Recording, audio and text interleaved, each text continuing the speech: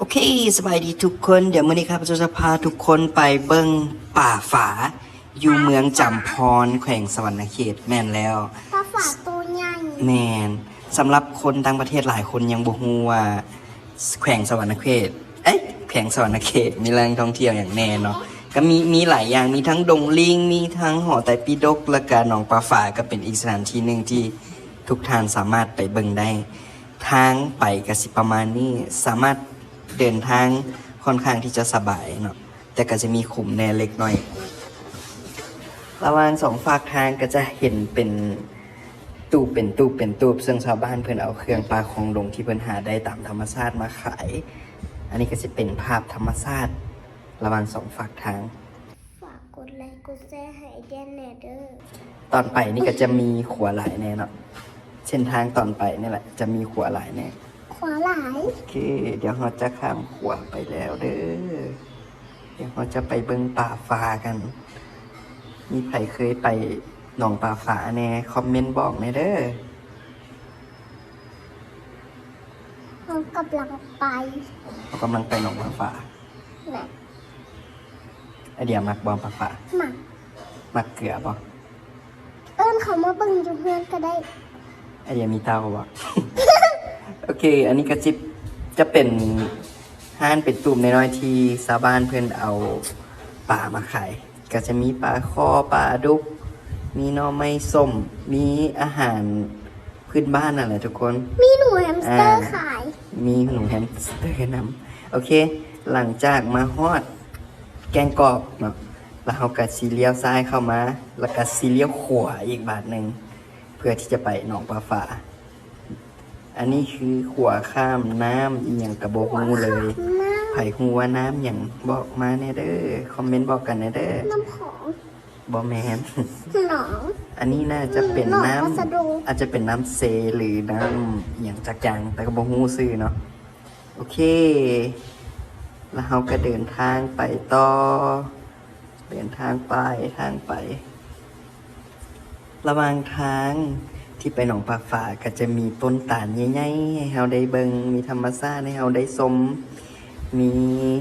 ทงนามีแม่น้ำต่างๆเนาะแล้วก็จะเห็นวิถีชีวิตของชาวบ้านชาวเมืองจำพรที่มันใช้ชีวิตนี่อันนี้ก็คือเป็นเขาเรียกว่าต้นตาลคูเป็นสัญลักษณ์เลยถ้าใครมาหนองปลาฝาก็จะเห็นต้นตาลคูแบบนี้อยู่ระหว่างสองฝากทางก็แสดงว่าใกล้จะมาฮอดปลาฝาแล้ว อันนี้เรามาฮอดแล้ว อันนี้คือหนองปลาฝาเรามาฮอดแล้วหนองปลาฝาไปเบิ่งปลาฝากันไปเบิ่งปลาฝากันเลย Let's go โอเคเดี๋ยวเราจอดรถก่อนแล้วก็เข้าไปเบิ่งเลยอันนี้ก็จะเป็นกฎระเบียบอย่างต่างๆที่เพิ่นวางออกเนาะอันนี้แม่นเอียงห้ามนี่เป็นข้อห้ามอันนี้ก็จะเป็นสัตว์สายพันธุ์ต่างๆที่อยู่ในเมืองจำพรนี่โอ้ตึ๊บเซปีสม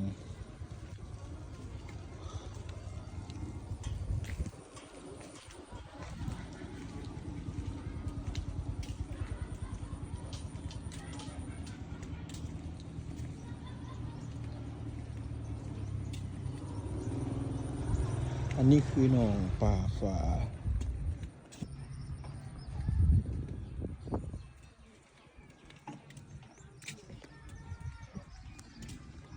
เห็นวะดีมาแล้วเห็นหัวเห็นแต่หัวปลาไฟหิวแห้งบอกตัวใหญ่เลยตัวใหญ่เดี๋ยวไปซื้อหัวอาหารมาให้มันก่อนเด้อ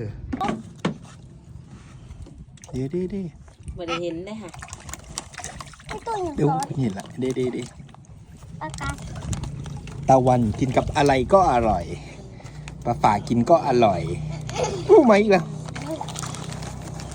ปลาฝาแล้วก็มันมาก็เหลวมี2 ตัวใหญ่3เดมาแล้วเดี๋ยวปลาโบเห็นแต่ปลาฝามือนี้เนาะปลาน้อยโบมีละปลาน้อยมันอยู่น้ำลึก คือมีได้3ตัวบานนี้นะ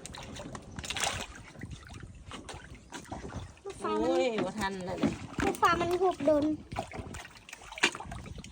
ไอเดียว่าปลาฟ้าสมัครสีใดมากิน กุ ร บ ส กุ กุ้ บ ง กุบกุบกุบ เอ๊ะ เอ้า อุ๊ย ตัวนั้นให้จอดบ่ถือเอ้า อึ๊ยอึ๊บมาคือแมน ข้าวโมได้เกลือปานใดเนาะ อุ้ย อย่าตีกันเด้อแบ่งกันเด้อ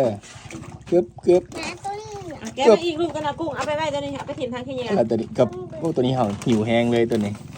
มันสิ I'm hungry feed me some snack yeah มันกินสแน็ค yes สแน็คแปลว่าของว่างเหรอ แน่นอาหารกินลิ้นเนี่ยแหละขนมของอันสแน็คโอ้โห ไปเลยกันเลย ได้บ่อ๊อบ เอาเขียวเลย